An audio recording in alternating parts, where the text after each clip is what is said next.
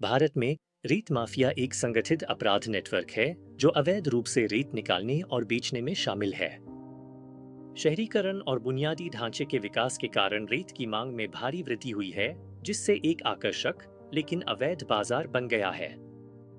यह मांग अक्सर कानूनी आपूर्ति से अधिक होती है, जिससे बड़े पैमाने पर अवैध खनन गतिविधियां होती है। एक ईमानदार अधिकारी अपने कर्तव्य के प्रति प्रतिबद्ध इन अवैध रेत खनन कार्यों का पता लगाता है।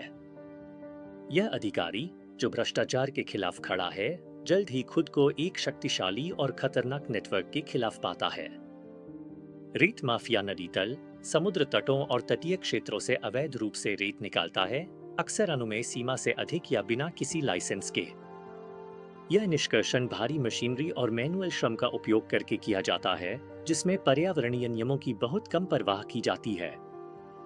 निकाली गई रेत को ट्रकों और अन्य वाहनों के नेटवर्क के माध्यम से ले जाया जाता है, जो अक्सर ओवरलोड होते हैं और उचित दस्तावेज के बिना होते हैं।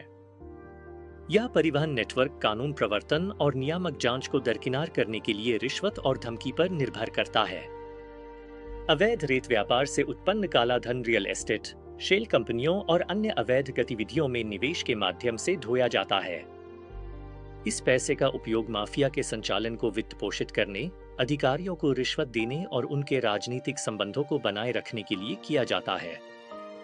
अवैध रेत खनन के गंभीर पर्यावरणीय परिणाम होते हैं, जिनमें नदी तल का क्षरण, भूजल की कमी और मिट्टी का कटाव शामिल है।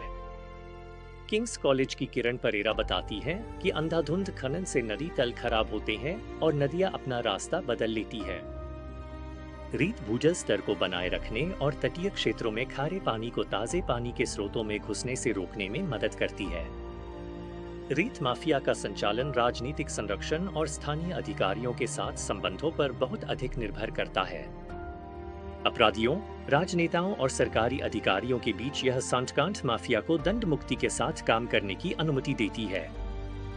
भ्रष्ट अधिकारी अवैध गतिविधियों पर आंखें मूंद लेते हैं, धोखाधड़ी वाले परमिट जारी करने में सुविधा प्रदान करते हैं और कानून प्रवर्तन से सुरक्षा प्रदान करते हैं।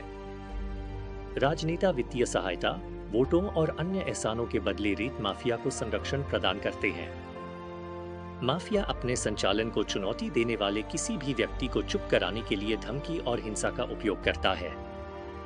ईमानदार अधिकारी अक्सर अपने वरिष्ठों और राजनेताओं के दबाव का सामना करते हैं ताकि वे रेत माफिया की अवैध गतिविधियों को नजरअंदाज कर सके। दुर्गा शक्ति नागपाल, अशोक खेमका और पूनम मलकोंडैया जैसे अधिकारियों ने भ्रष्टाचार के खिलाफ अपनी लड़ाई में उल्लेखनीय साहस दिखाया है। नागपाल को उत्तर प्रदेश में अवैध रेत खनन पर अपनी कार्रवाई के कारण निलंबन और स्थानांतरण का सामना करना पड़ा। रेत माफिया के खिलाफ लड़ाई एक सतत संघर्ष है, जिसके लिए सरकार, कानून प्रवर्तन और नागरिक समाज से निरंतर प्रयासों की आवश्यकता है।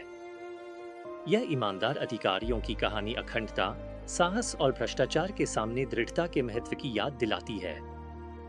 जब तक सरकार, न्यायपालिका और स्थानीय समुदाय एक पारदर्शी, तकनीक आधारित और जवाबदेह प्रणाली नहीं बनाते, तब तक नदियों की यह चोरी प्रकृति और समाज दोनों को नष्ट करती रहेगी।